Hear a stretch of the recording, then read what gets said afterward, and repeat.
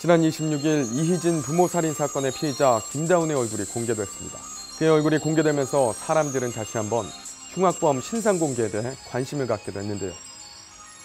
그런데 말입니다. 피의자 신상공개, 왜 누구는 되고 누구는 안 되는 걸까요?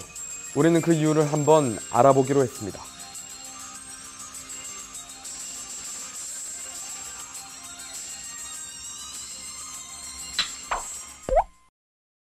(2019년 3월 18일) 청담동 주식부자로 알려진 이희진 씨의 부모가 살해됐다는 뉴스가 전해졌습니다. 그리고 3월 26일 피해자인 김다운의 얼굴이 처음으로 언론에 공개됐습니다. 그런데 말입니다. 김다운의 얼굴은 8일 만에 공개가 됐는데 조두순의 얼굴은 출소일이 가까워지고 있는 지금까지도 알 길이 없습니다. 왜 그런 걸까요?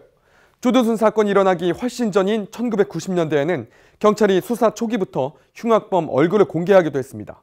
그러나 피해자의 신상이 노출되자 인권 침해라는 지적이 이어지면서 국가인권회의 권고에 따라 2005년 경찰청 훈령으로 피의자 보호 규정을 마련한 겁니다. 이후 경찰은 피해자들에게 마스크와 모자를 제공하는 등 얼굴이 공개되는 것을 막아왔습니다. 조두순도 바로 이 법의 보호를 받았습니다. 대중들을 공포에 몰아넣었던 연쇄살인범 유영철, 담배는 끊어도 살인은 못 끊겠다던 정남규, 모두 이런 법에 따라 그들의 얼굴은 공개되지 않았습니다.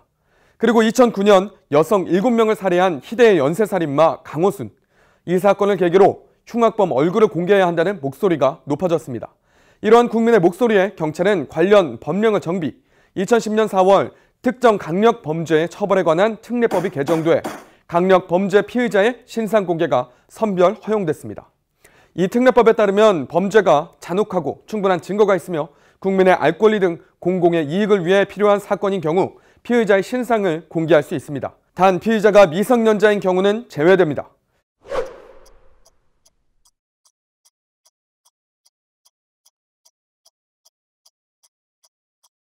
보통 신상정보 공개 여부는 일선 경찰서와 지방경찰청별로 공개 여부를 결정합니다.